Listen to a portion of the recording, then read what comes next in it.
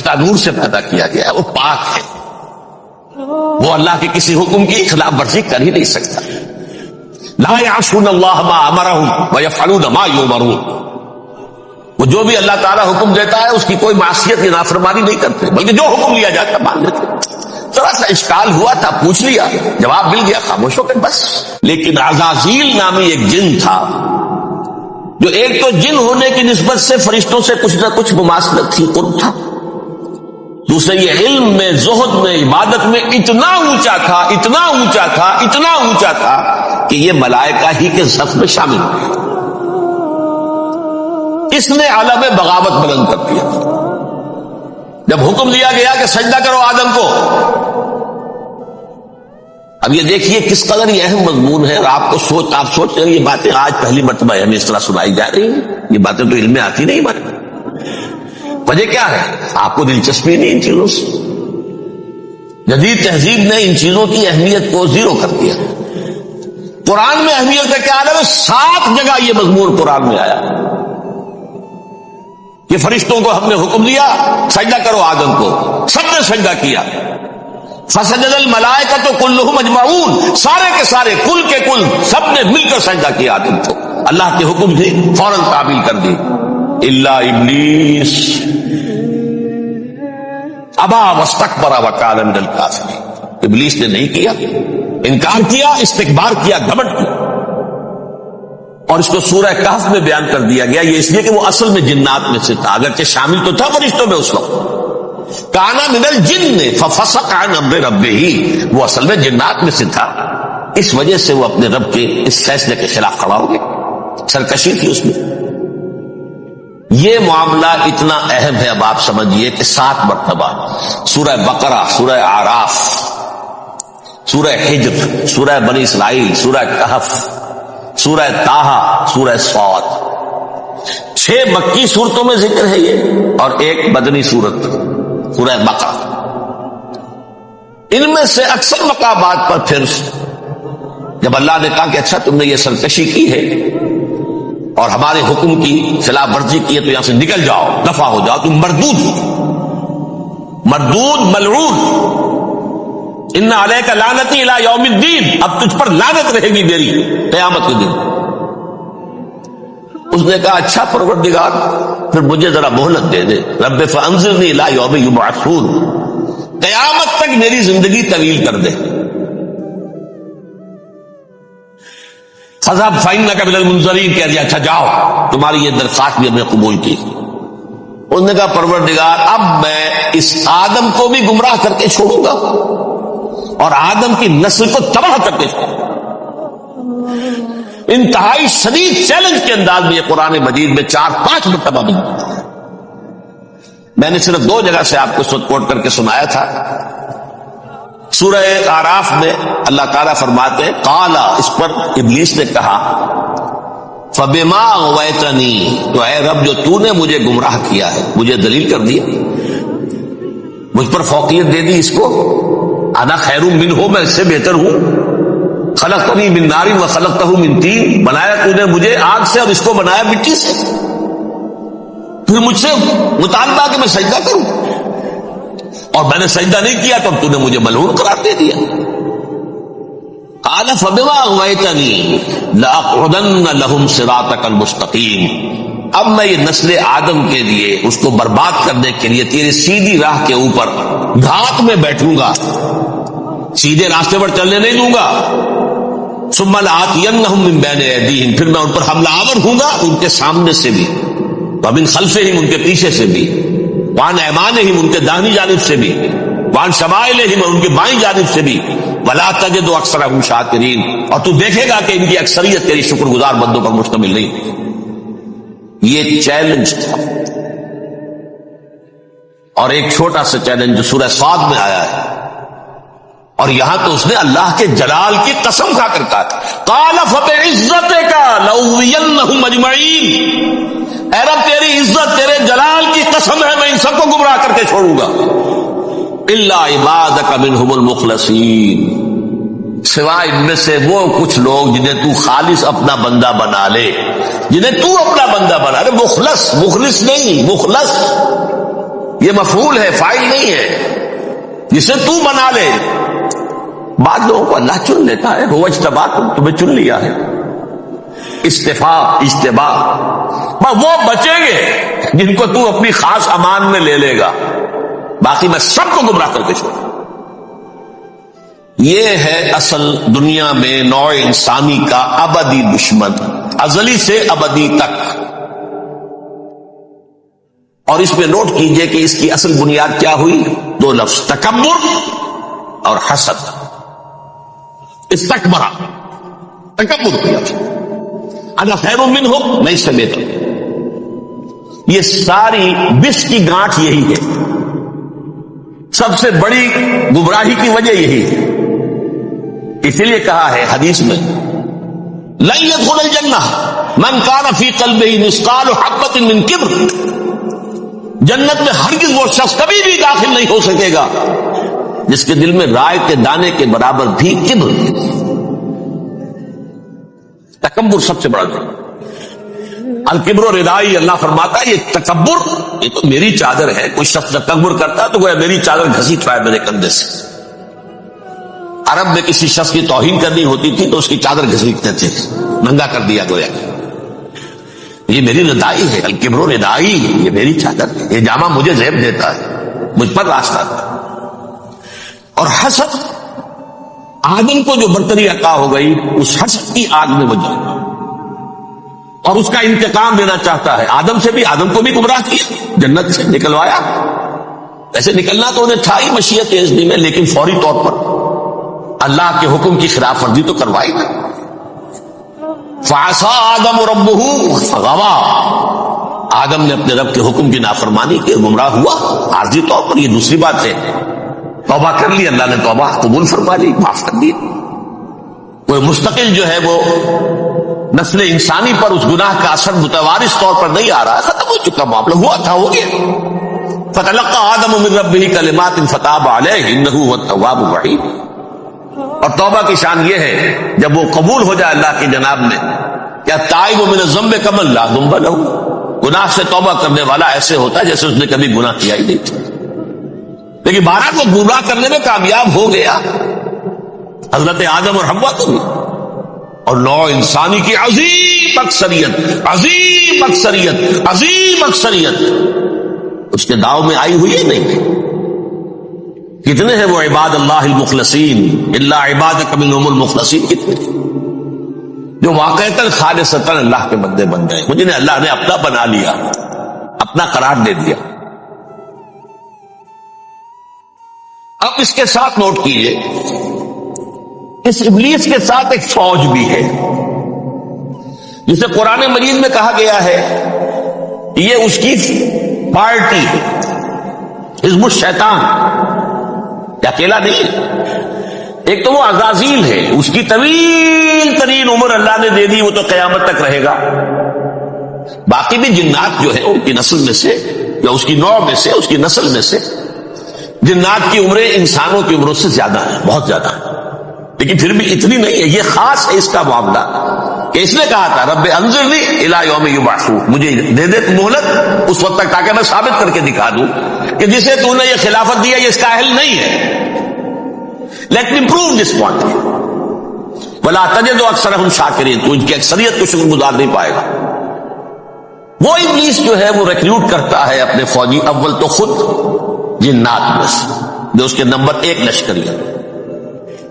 قرآن مجید میں اس کا اشارہ دیا گیا ہے، انہ یراکم ہو وقبیلہ من حیث لا ترونہم۔ دیکھو لوگوں، اے انسانوں، وہ ابلیس لعین عزازیل اور جو اس کے قبیلے کے لوگ ہیں، جنات ہیں، وہ تمہیں وہاں سے دیکھتے ہیں اور تاکتے ہیں اور حملہ کرتے ہیں جہاں سے تم انہیں نہیں دیکھتے۔ وہ غیر مرئی ہے، انویزیبل ہے، تمہیں نظر نہیں آتے۔ ویزیبل دشمن کا وار تو روک لو گے، انویزیبل کا کیسے روکو گے؟ انہو یراکم ہوا وقبیلہ، اکیلا ہی نہیں ہے وہ تو تمہیں تاکتا ہے، تم پر حملہ کرتا ہے، گھات میں لگ کر جو ہے تمہارے اوپر حملہ کرتا ہے، وہ بھی اور اس کے ساتھ اس کے قبیلے کے لوگ جنات بھی، من حیث لا ترونہم، جہاں سے کہ تم انہیں نہیں دیکھتے۔ لیکن اس کے علاوہ وہ انسانوں میں سے بھی ریکریوٹ، رنگ روٹ، وہ جو ہے ان کو اپنے پاس رکھتا ہے فوج کے اندر، جس کی سب سے بڑی مثال کیا ہے؟ سورہ مجادلہ میں اللہ تعالیٰ نے منافق، حالانکہ وہ کون تھے؟ بظاہر حضور کا کلمہ پڑھنے والے، حضور کے پیچھے نماز پڑھنے والے، اسلام کا دعویٰ کرنے والے، ان کو اللہ فرماتا ہے اولئک حزب الشیطان الا ان حزب الشیطان هم الخاسرون، یہ شیطان کی پارٹی کے لوگ ہیں۔ وہاں مقابلے میں آیا ہے اولئک حزب اللہ الا ان حزب اللہ هم المفلحون، یہ دو پارٹیاں ہیں، حزب اللہ اللہ کی پارٹی جو اس کے مخلص بندے ہیں وہ اللہ کی پارٹی، اور جو شیطان کے مرید بن گئے اس کے ہاتھ پر بیعت کر لی، لہذا وہ اس شیطان کی پارٹی کے لوگ ہیں، چاہے وہ انسان ہو چاہے جن ہو۔ تو انسانوں میں سے بھی اس کے حزب میں، اس کی پارٹی میں اس کے ایجنٹ ہیں، اور بہت، بلکہ بہت سے تو ایسے ہیں کہ جو جنات کے بھی کان کتر دیں، ان کو بھی شیطنت سکھا دیں، پڑھا دیں۔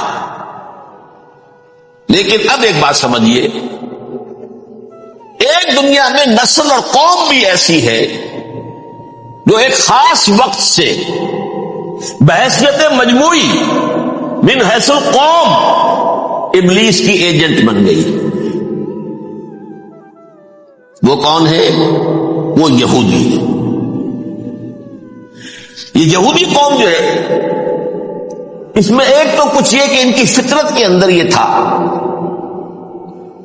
کہ ہم ہیں اصل انسان، باقی انسان جو ہے وہ انسان نما حیوان ہے، ان کی کوئی حیثیت ہی نہیں، ہم ہیں اصل انسان، نحن ابناء اللہ واحباؤہ۔ باقی یہ جینٹائلز، یہ گوئمز، غیر یہودی، یہ تو حیوانات ہیں۔ اب جیسے کہ انسانوں کو حق ہے کہ حیوانوں کو ایکسپلائٹ کریں، استعمال کریں، گھوڑے کو آپ تانگے میں باندھتے ہیں کہ نہیں؟ اس کی پسینے کی اور محنت کی کمائی ہے جو کھاتا ہے تانگا چلانے والا۔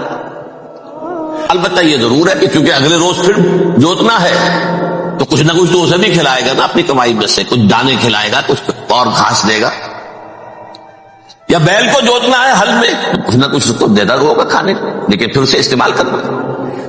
تو ان کا مستقل قول یہ ہے کہ اصل انسان ہم ہیں، باقی پوری نوع انسانی ہمارے لیے حیوانوں کے درجے میں، ہم چاہیں جس طرح انہیں استعمال کریں، ایکسپلائٹ کریں، دھوکہ دیں، جیسے چاہیں، لوٹیں، کھسوٹیں، سب کچھ کریں، بدہضی کریں، ان سے سود لیں، سب کریں، جو بھی ممکن طریقہ ہو، یہ ہمارے لیے ہم ڈومینیٹ کریں گے، اور یہ در حقیقت ہمارے اعلی کار ہے۔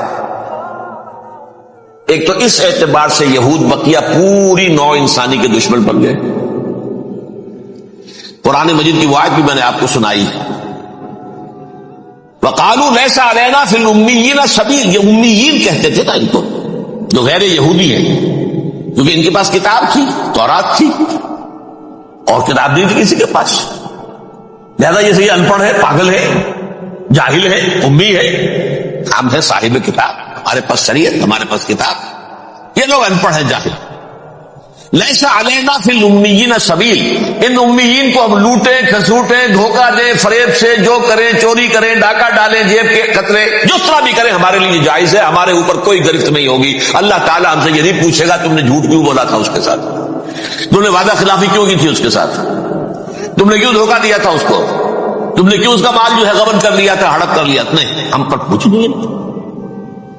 اس اعتبار سے ایک تو یہ انسانیت کی دشمنی ان کی گھٹی میں پڑ گئی، اس غلط خیال کی وجہ سے۔ ہم تو بخشے بخشائے ہیں، we are the chosen people of the lord, ہمیں تو اللہ اگر جہنم میں داخل بھی کرے گا تو صرف چند دن، لن تمسنا النار الا ایاما معدودات، باقی اصل میں تو ہم تو اللہ کے پسندیدہ، نحن ابناء اللہ واحباؤہ، اس کے بیٹوں کے مانندے بڑے چہیتے ہیں، لاڈلے ہیں۔ یہ باقی دنیا، باقی انسان ہماری چراہ گاہ ہے، جیسے چاہے چریں، جس طرح چاہے ہڑپ کر جائیں۔ یہ تو ان کا پہلے سے مستقل معاملہ تھا، لیکن اس کے بعد ان کی تاریخ میں ایک دور وہ آیا جب حضرت مسیح علیہ السلام ان میں مبعوث کیے گئے۔ یہ 1400 سالہ تاریخ کا کلائمیکس ہے یہود کی۔ جب کتاب انہیں دی گئی تھی تورات حضرت موسیٰ کے ذریعے، وہ 1400 قبل مسیح کا واقعہ ہے۔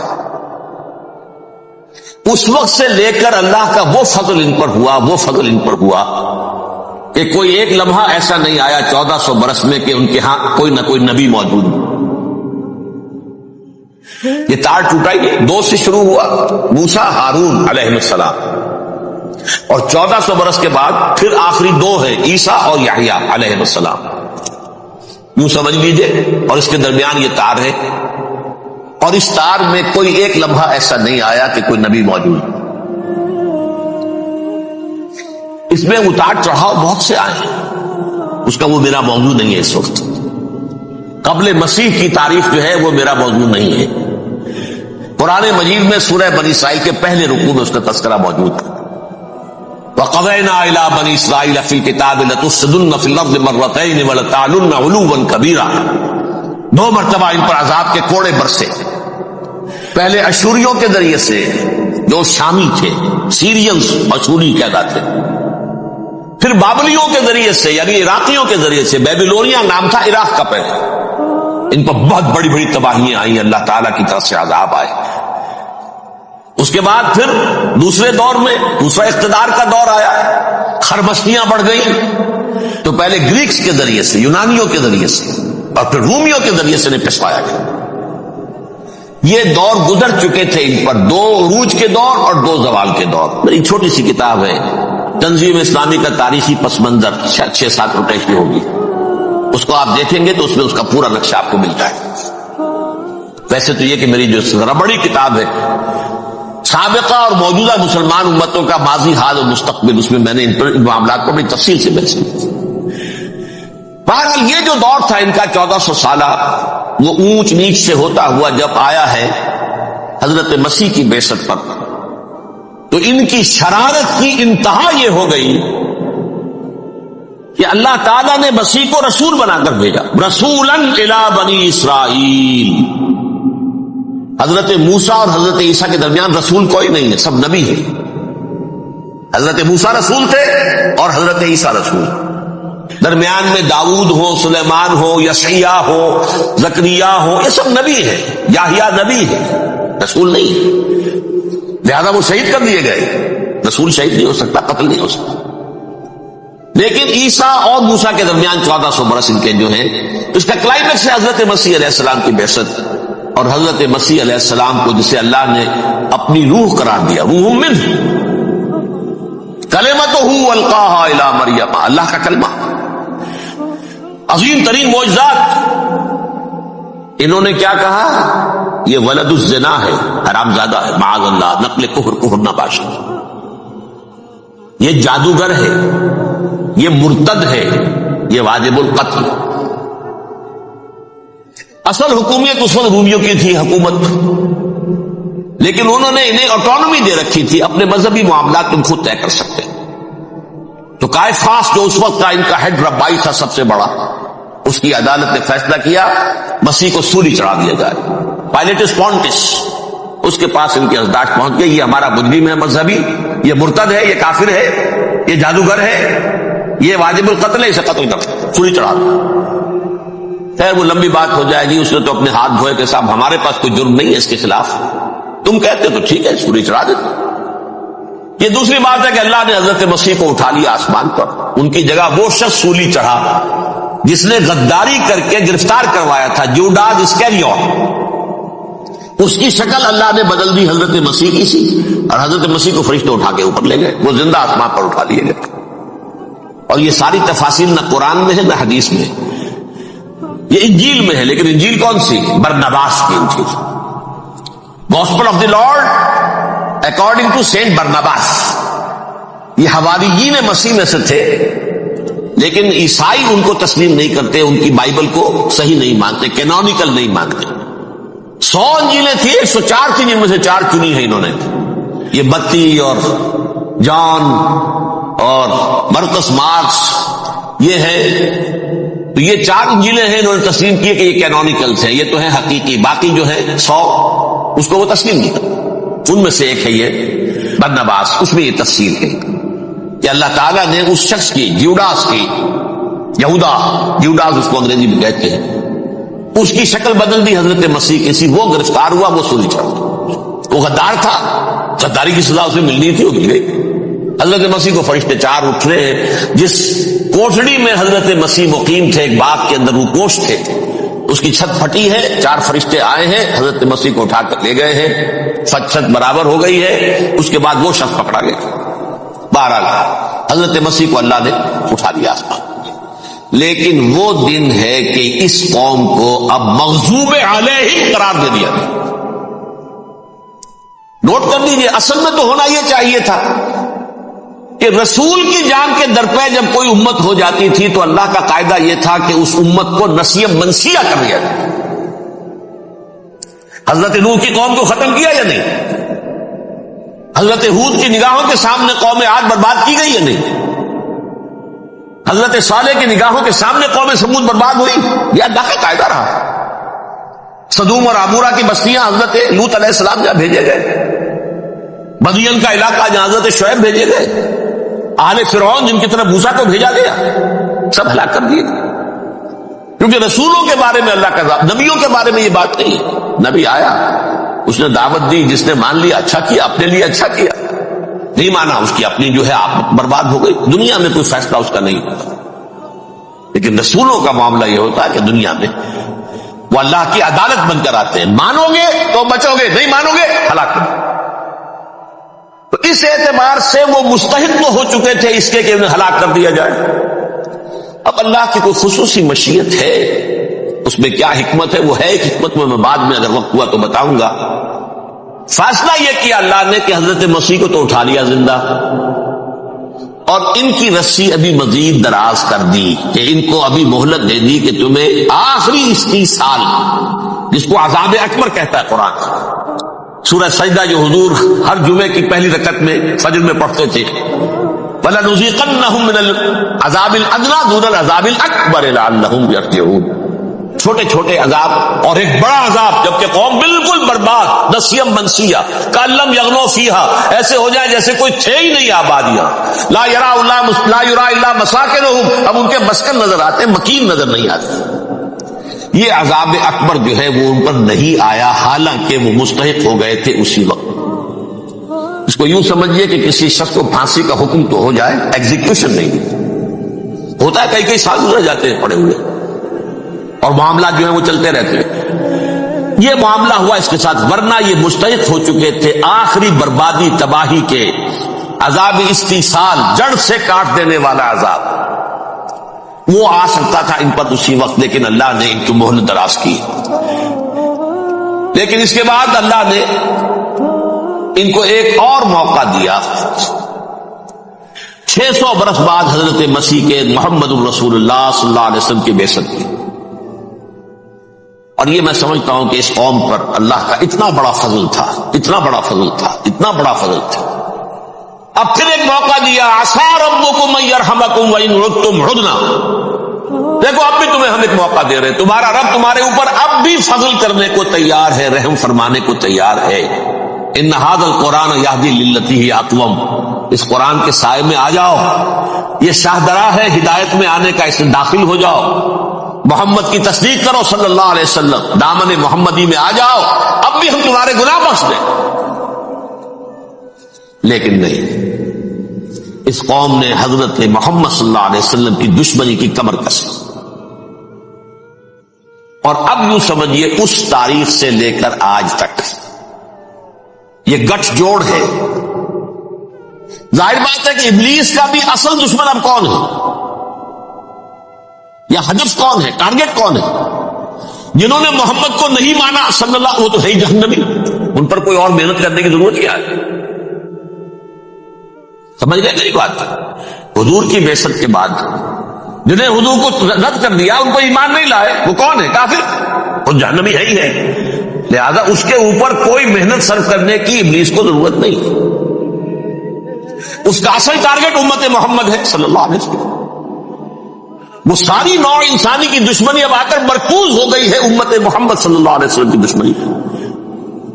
اور اسی طرح یہود کا معاملہ، اگرچہ ویسے پوری نوع انسانی کے دشمن ہیں، انہیں حیوان سمجھتے، ان کی جان مال اپنے لیے مباح سمجھتے ہیں، جس طرح چاہے لوٹے کھسوٹے کھائیں پیے ہی نہیں. لیکن اب ان کی بھی دشمنی کا سب سے بڑا مرکز امت محمد. کیوں؟ وہی تکبر اور حسد، وہی بیماری. انہیں تکبر یہ ہو گیا تھا کہ 2000 سال سے یہ نبوت ہماری میراث، ہماری جاگیر. بنو اسرائیل کے اندر سینکڑوں نبی آئے، 3 کتابیں اللہ نے ہمیں عطا کی. یہ کہاں سے آ گیا محمد صلی اللہ علیہ وسلم؟ معاذ اللہ ثم معاذ اللہ. یہ امیین میں سے، یہ جنٹائز میں سے، یہ گوئنز میں سے، یہ حقیر ان پڑھ. کہاں ہم، کہاں یہ نہیں تسلیم کریں گے. حالانکہ قرآن کہتا ہے یعرفونہ کما یعرفون ابناہم. ان کے علماء ایسے پہچانتے تھے حضور کو جیسے اپنے بیٹوں کو پہچانتے کہ یہ آخری نبی ہے. لیکن تکبر اور حسد کی آگ میں جلتے. اب ان کے بھی دشمنی کس سے ہے؟ محمد اور امت محمد صلی اللہ علیہ وسلم. یہ گٹھ جوڑ ہے. اب دیکھیے یہ ہے میری گفتگو کا اب تک کی گفتگو کا حاصل، یہ گٹھ جوڑ. ایک غیر مرئی دنیا، انویزیبل دنیا کا ابلیس لعین اور جنات میں سے اس کے لشکری فوج. انسانوں میں سے ویسے تو اور بھی بہت جگہ اس کے ایجنٹ ہیں، مسلمانوں میں بھی ہے، لیکن بحیثیت قوم، بحیثیت مجموعی، ایک پوری قوم، ایک پوری نسل جو ہے اس کے ساتھ گٹھ جوڑ ہے. ان دونوں کی گٹھ جوڑی کے ساتھ یہ دشمن دون ہیں انسانیت کے. پہلا دشمن ابلیس لعین، عزازیل لعین، اور دوسرے دشمن یہود ملعون. اب میں آپ کو ذرا اس جو انسانوں میں سے انسان دشمنی کا جن کا سب سے بڑا رول ہے، میں ان کی 2000 سالہ تاریخ کا آپ کے سامنے نقشہ رکھنا چاہتا ہوں. ان 1400 سال کا تو میں نے صرف 4 آپ کو پوائنٹس بتائے. موسیٰ سے عیسیٰ تک 1400 برس علیہ الصلوۃ والسلام. 2 مرتبہ عروج، 2 مرتبہ زوال. اشیریوں کے ہاتھوں پٹوائی، بابلیوں کے ہاتھوں پٹانا، گریکس کے ہاتھوں مرمت، رومنس کے ہاتھوں مرمت. یہ جو 2000 سال ہے، کیونکہ اب تو ظاہر بات ہے 21ویں صدی شروع ہو گئی، 20 صدیاں حضرت مسیح کو پوری ہو گئی. پہلی بات نوٹ کیجئے، حضرت مسیح کی پیدائش ہے سن 1 قبل مسیح. یہ نکتہ آپ نے کبھی سنا ہے یا نہیں؟ جب ملینیم کا سلسلہ شروع ہوا تھا پچھلے سال تو میں نے بیان کر دیا تھا کہ ایک عجیب حساب کے اندر انہوں نے غلطی کی ہوئی ہے. حضرت مسیح کی پیدائش ہوئی 25 دسمبر کو. سن انہوں نے شروع کر دیا، اس کے بعد جنوری آئی تو پہلا سال شروع ہو گیا. اگر جنوری سے پہلا سال شروع ہوا تو یہ 6 دن جو ہے اس کے پچھلے سال میں تھے.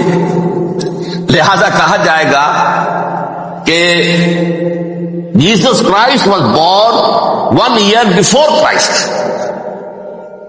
BC. تو 1 قبل مسیح میں حضرت مسیح کی پیدائش ہوئی. یہ آخری اسرائیلی نبی اور رسول. یہودی علماء کی مخالفت، دشمنی، سولی پر چڑھوا دینا میں بیان کر چکا ہوں. سن 33 عیسوی میں جبکہ حضرت مسیح کی عمر 33 برس تھی، اللہ تعالیٰ نے انہیں زندہ آسمان پر اٹھا دیا. لیکن یہودیوں نے اپنے خیال کے مطابق انہیں سولی پر چڑھوا دیا، ان کی موت واقع ہوئی. اگرچہ اس کے بعد یہ اختلاف ہے، یہودی کہتے ہیں وہ سولی پر چڑھ گیا، ختم ہوا، مر گیا. عیسائی کہتے ہیں نہیں، انتقال ہوا ہے مسیح کا صلیب پر، لیکن پھر وہ دوبارہ زندہ ہو گئے. ان کی لاش ایک غار میں رکھ دی گئی تھی، وہاں ریزریکشن ہو گیا، ان کا وہاں سے بعد الموت وہیں ہو گیا، اور پھر انہیں اللہ نے زندہ آسمان پر اٹھا دیا. تو ہمارے اور عیسائیوں کے درمیان نوٹ کر لیجیے، یہ چیز مشترک ہے کہ حضرت مسیح آسمان پر زندہ اٹھائے گئے. فرق کیا ہے؟ وہ سمجھتے ہیں کہ سولی دیے گئے، سولی پر مرے، پھر زندہ ہوئے، پھر گئے.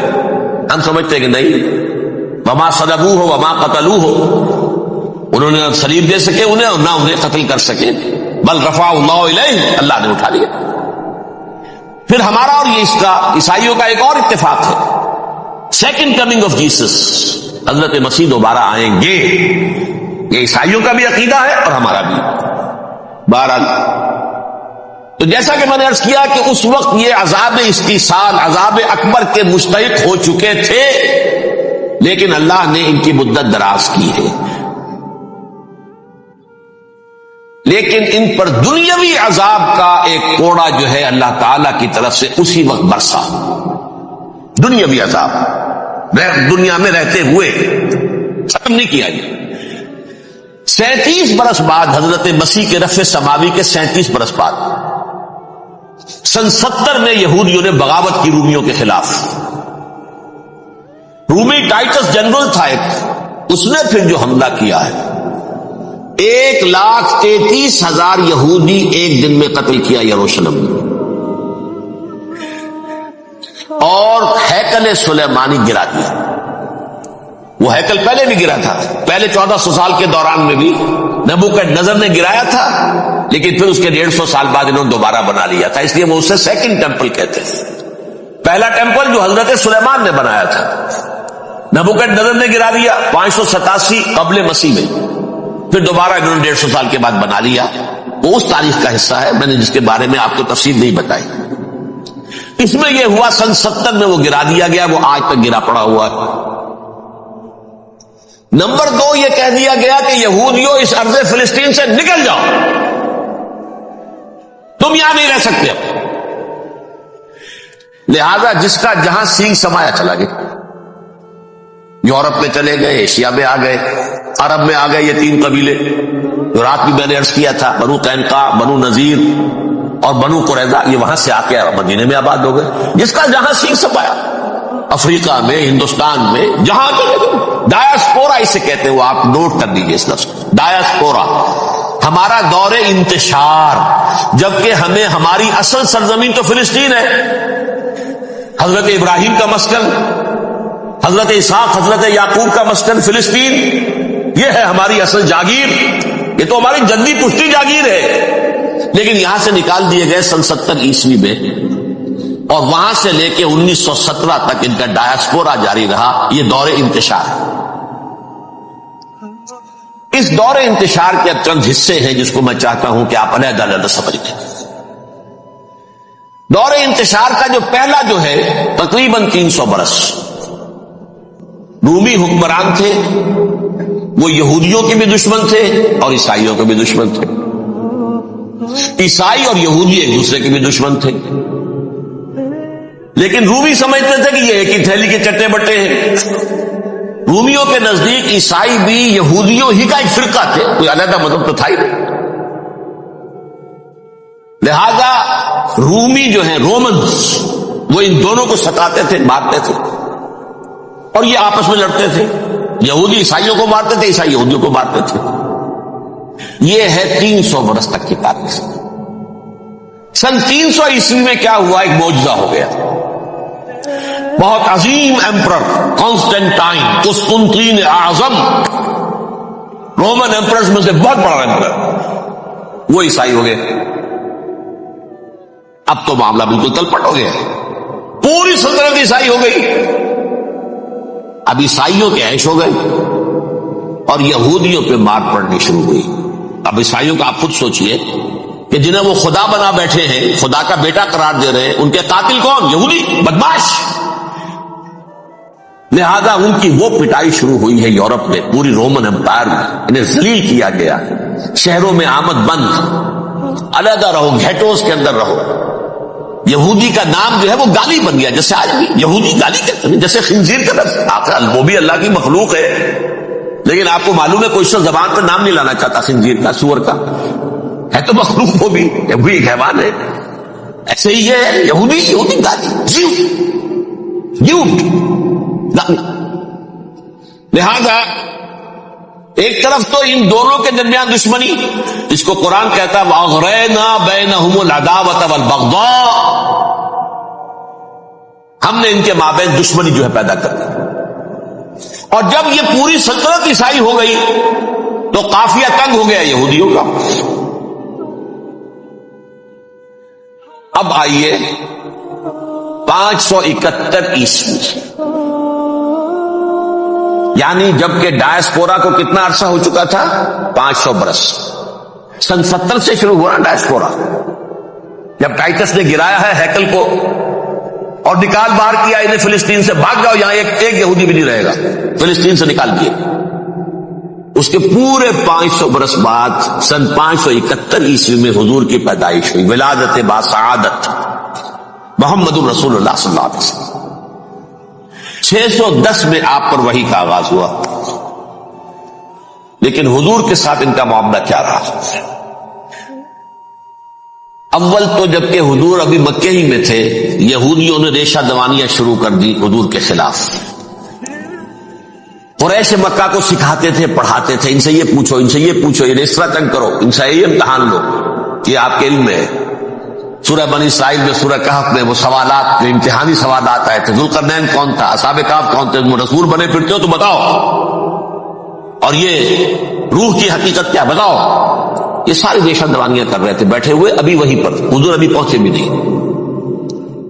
ہجرت فرما کر حضور تشریف لے آئے تو حضور نے، جسے ماسٹر سٹروک کہا جائے گا، یعنی اسٹیٹس مین شپ کا ماسٹر سٹروک، آپ نے مدینے میں آتے یہودیوں کے ساتھ پیکٹ کر دیا، جوائنٹ ڈیفنس پیکٹ آف مدینہ، کہ اگر مکے والے ہم پر حملہ کریں گے تو ہم مل جل کر ایک قوم کی حیثیت سے مقابلہ کریں گے۔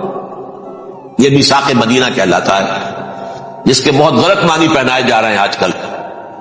بہرحال میں موضوع میرا چونکہ یہ نہیں، میں ادھر نہیں جاؤں گا۔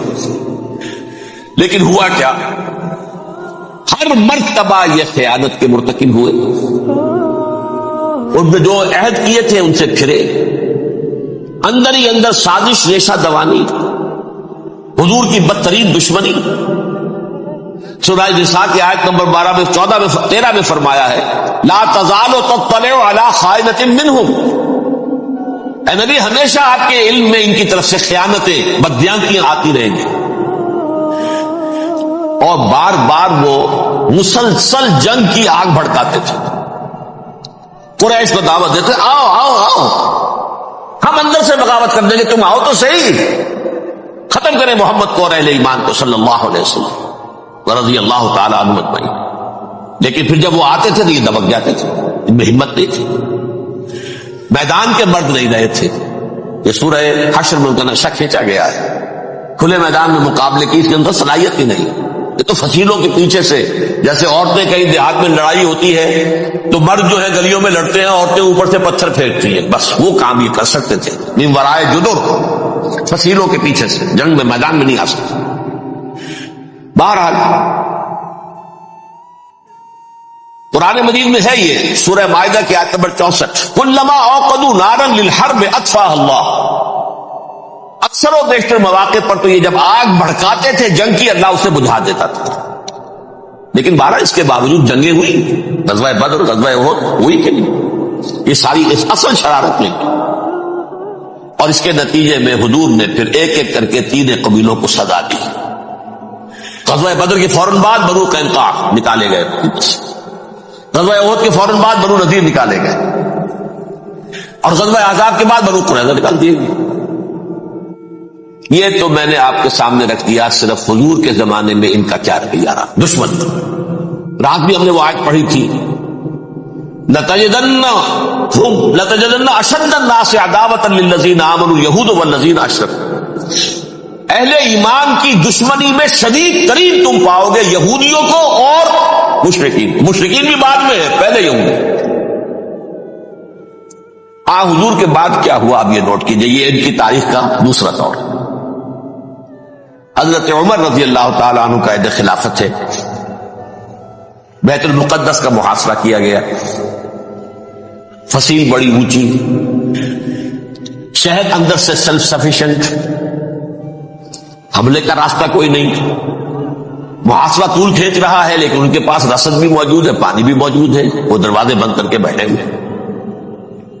بالآخر اللہ تعالیٰ کی مشیت کا ظہور کیسے ہوا، ان کے کچھ علماء آئے فصیل پر، کہا دیکھو مسلمانوں، تم قیامت تک بھی یہاں پڑے رہو گے محاصرہ کر کے، ہمارا یہ شہر فتح نہیں ہوگا۔ ہاں ایک درویش بادشاہ کے ہاتھوں یہ شہر فتح ہونا ہے، لیکن تمہارے اندر ہمیں وہ نظر نہیں آ رہا۔ ابو عبیدہ بن الجراح رضی اللہ تعالی عنہ، امین هذه الامہ، ان کا فوراً ذہن گیا وہ درویش بادشاہ مدینے میں بیٹھا ہوا ہے عمر رضی اللہ عنہ. اب ایک اور عمر بھی ہے جو قندھار میں بیٹھا ہے. نقشہ وہی ہے، سادگی کی حد تک نقشہ وہی، بالکل وہی، اپنی آنکھوں سے دیکھا وہی سادگی. عمر اول عمر ثانی تھے عمر بن عبد العزیز. اب ایک اللہ کے فضل سے اللہ تعالیٰ ایدہ اللہ بنصرتہ، اللہ تعالیٰ ان کی نصرت فرمائے، دشمنوں کو ان کے مقابلے میں نیست و نابود کرے. انہوں نے ریکویسٹ بھیج دی کہ حضور تشریف لائیے، یہ شہر فتح ہو جائے گا. وہ ہے سفر تاریخی، اتنا طویل سفر، تقریباً 700 میل، ایک اونٹ، ایک خادم، ایک منزل پہ امیر المومنین اوپر بیٹھے، خادم آگے چل رہا ہے، اگلی منزل پہ خادم اوپر بیٹھا ہے، امیر المومنین آگے جا رہے ہیں. اور جب پہنچے ہیں تو وہ باری تھی خادم کی. انہیں ہاتھ جوڑ دیا، حضور خدا کے لیے تم کیا کہے گے لوگ، وہ میرا برا حال کر دیں گے، تمہیں شرم نہیں آئی؟ امیر المومنین پیدل آگے چل رہے، نکیل پکڑ کر، اور تم بیٹھے ہو اوپر براجمان ہو. حضرت عمر فرمایا دورو دورو، نہیں باری تمہاری ہے، بیٹھ. اس حال میں پہنچے. اور پھر یہ کہ ابو عبیدہ بن الجراح آئے ہیں، استقبال کیا ہے تو دیکھا ہے اس حال میں چلے آ رہے ہیں. عمر نکیل پکڑے ہوئے چلے آ رہے ہیں. اور کہتے ہیں کہ کہیں کیچڑ ویچڑ تھا، جوتے خراب ہو گئے تھے، وہ بھی اتار کے ہاتھ میں پکڑے ہوئے، کپڑے تو تھے ہی پھٹے ہوئے. انہوں نے کہا کہ حضرت ابو عبیدہ نے، دیکھیے یہ بڑا متمدن ملک ہے، بڑا مہذب علاقہ ہے، یہ آپ ذرا حلیہ اپنا دوست فرما لیں تب جا کے پیش ہم آپ کو کریں گے. آپ نے فرمایا نحن قوم اعزنا اللہ بالاسلام، ہم وہ قوم ہیں جنہیں اللہ نے عزت دی ہے اسلام کے ذریعے سے، کپڑوں کے ذریعے سے، دولت کے ذریعے سے. اسی حال میں گئے ہیں. اوپر سے انہوں نے کھڑے ہو کر نشانیاں دیکھی، اپنی کتابیں کھولی، ہاں یہ وہی ہے. اچھا لو جی سرنڈر، شہر تمہارے ہاتھ میں. خون کا ایک قطرہ نہیں بہا اور بیت المقدس فتح. لیکن اس وقت حضرت عمر نے ایک نرمی یہ کی کہ یہودیوں کے لیے بھی اسے اوپن سٹی قرار دے دیا. یہ احسان عظیم حضرت عمر کا. اس سے پہلے یہودی آ ہی نہیں سکتا تھا، داخل ہی نہیں ہو سکتا تھا، وہاں وہ آ کر وزٹ نہیں کر سکتا تھا، زیارت نہیں کر سکتا تھا اپنے مقدس مقامات کی. حضرت عمر نے یوں سمجھیے کہ تقریباً 550 برس کے بعد ان کے لیے راستہ کھولا ہے کہ ہاں تم آ سکتے ہو، زیارت کر سکتے ہو. لیکن یہ عیسائیوں نے لکھوایا معاہدے کے اندر، انہیں یہاں آپ آباد ہونے کی اجازت نہیں دے، لیکن کب وزٹ دی پلیسز، دیکھیں زیارتیں کریں اور جائیں. یہ معاہدہ حضرت عمر کا ہے رضی اللہ تعالی، جو پھر خلافت راشدہ کے بعد بنو امیہ نے بھی اس کو آرڈر کیا، بنو عباس نے کیا. پھر جو ہمارے یہ ترکوں میں اندر خلافت آئی تو ترک خلفاء نے بھی اس معاہدے کی پوری پابندی کی. فلسطین میں آ سکتے ہیں یہودی صرف زائرین کی حیثیت سے، وہاں آباد نہیں ہو سکتے. اب آئیے اگلا دور آیا حضرت عثمان کا دور خلافت. یہ ہے وہ وقت کہ اب یہود نے امت مسلمہ کی پیٹھ میں چھڑا ٹھوکا. وہ کیسے؟ ایک یہودی عبداللہ ابن سبا اسلام کا لبادہ اوڑھ کر آ گیا، معاشرے کا جائزہ لے لیا.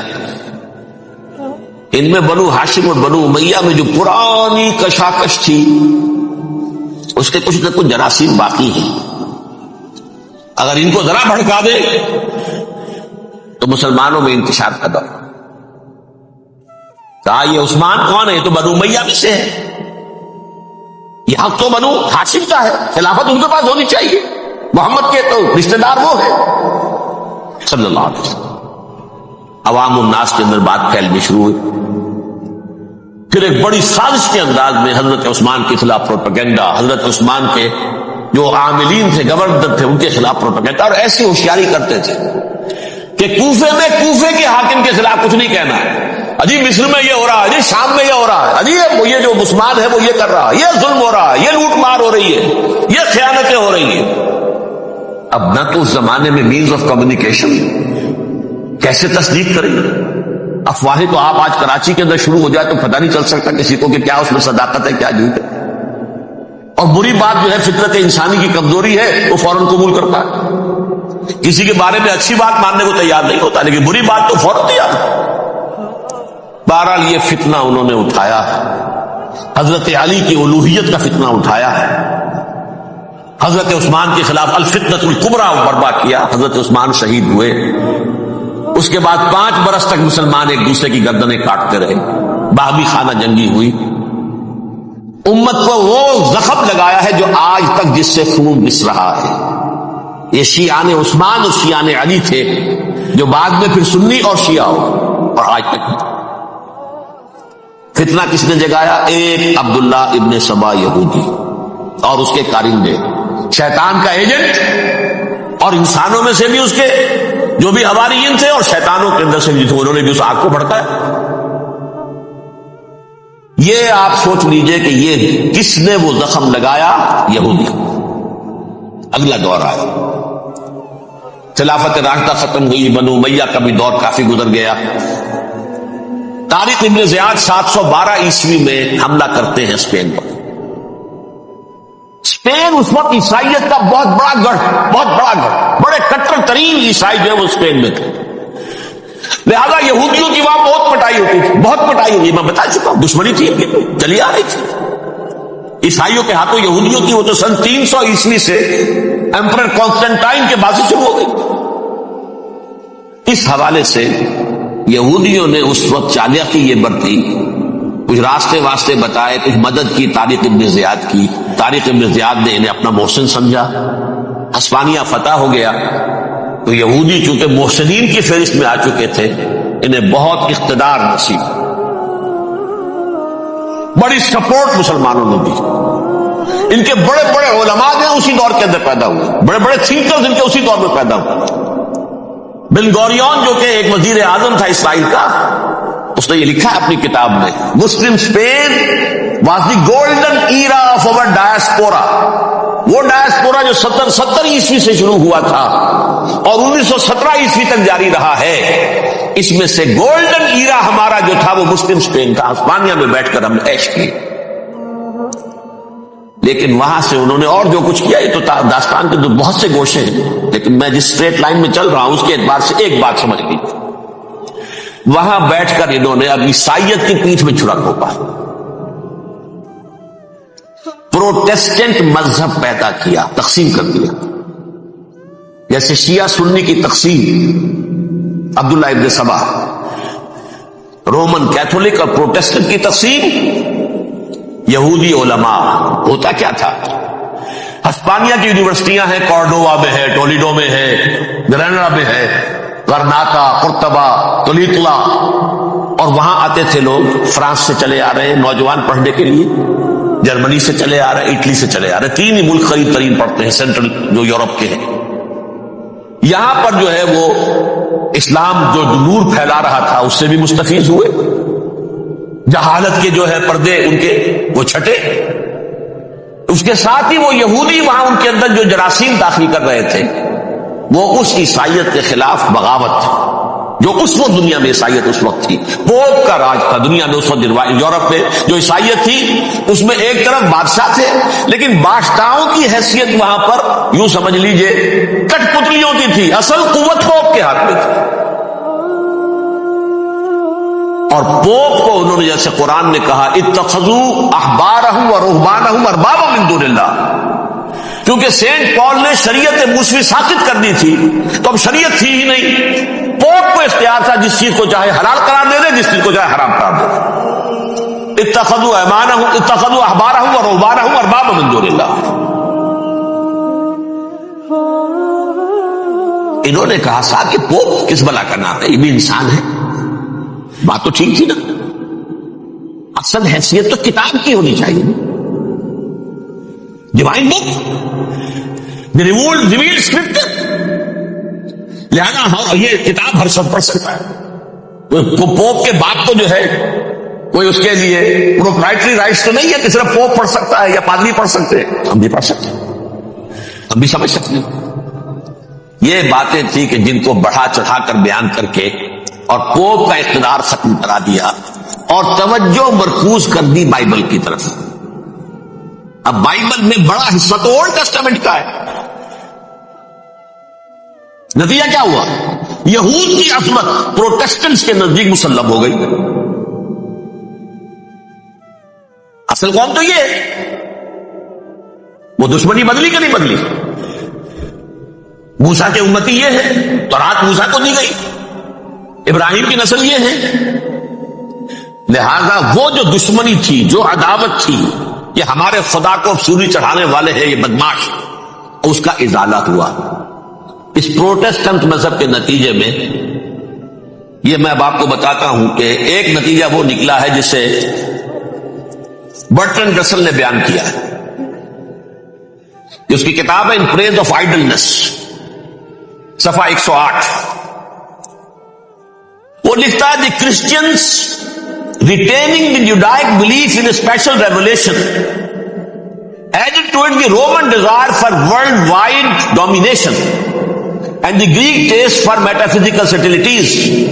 The combination produced the most fiercely persecuting religion that the world has yet known. یہ تین چیزیں آ کر عیسائیت میں مل گئی. ایک تو جب یہ اولڈ ٹیسٹمنٹ جو ہے وہ ان کے ہاتھ میں آ گئی، اور اس کے میں کچھ آپ کو بتا دیتا ہوں کہ اولڈ ٹیسٹمنٹ کی تعلیمات، کیونکہ یہ اولڈ ٹیسٹمنٹ جو ہے یہ محرف تھی. اصل تورات تو گم ہو گئی تھی 587 قبل مسیح میں، جب پہلی مرتبہ ہیکل جو ہے تباہ ہوا ہے، اس وقت ختم ہو گئی تھی. اس کے کوئی 150 سال کے بعد انہوں نے یادداشتوں سے مرتب کر کے لکھی ہے. اب اس میں ان کے اپنے خیالات، اپنے امانی، اپنی توجیحات وہ شامل ہو گئی. لہذا میں آپ کو حوالے دیتا ہوں اس کتاب کے اندر مظالم کی جو تعلیم دی گئی ہے. اہل کتاب نے اپنے مظالم قتل عام کے جواز کے لیے تورات میں تبدیلیاں کی اور پیغمبروں پر دہشت ناکی اور بدترین حرام کاری کے الزامات لگائے. سنیے، پہلا حوالہ ہے یہ گنتی باب 31 آیات 17-18. اس لیے ان بچوں میں جتنے لڑکے ہیں سب کو مار ڈالو، اور جتنی عورتیں مرد کا منہ دیکھ چکی ہیں ان کو بھی قتل کر ڈالو، لیکن ان لڑکیوں کو جو مرد سے واقف نہیں اور اچھوتی ہیں اپنے لیے زندہ رکھو. یہ کسی اللہ کی کتاب کا یہ جملہ ہو سکتا ہے؟ کسی ریویل بک کا؟ اور سنیے، یہ ہے استثناء ڈیٹرانومی باب 20 آیت 16-18. پر ان قوموں کے شہروں میں جن کو خداوند تیرا خدا میراث کے طور پر تجھ کو دیتا ہے، کسی ذی نفس کو جیتا نہ بچا رکھنا، جیسا خداوند تیرے خدا نے تجھ کو حکم دیا بالکل نیست کر دے. مرد، عورتیں، بچے، بوڑھے سب یہ کتاب مقدس ہے. اور سنیے،